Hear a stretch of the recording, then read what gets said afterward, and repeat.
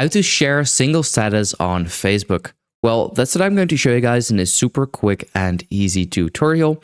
So if this video has helped you out, please let me know in the comments or simply just leave a like so I actually know that this video has helped you out. So in order to add a relationship status on Facebook, what you pretty much want to do is go to your profile at the top left corner. Here you can see a big edit profile button or a pen icon at the top right corner. Simply click on edit profile. Here you want to scroll a little bit down until you see the details section. Here you want to click on relationship status. And this will open up the details section. So here you can see pronouns, work, educations, and everything. But at the bottom you can see relationship.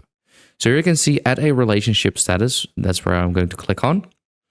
First of all, at the top right corner, you can select if this is public, friends, or only me. So let's say you wanted to set to friends. And then here you can see relationship status. And here you can set it to everything you would like to.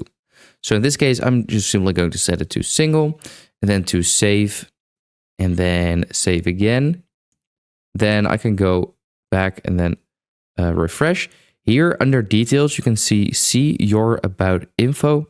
That's where I'm going to click on. And here you can see your stats. And then also your relationship, as you can see. And once again, here you can also edit it.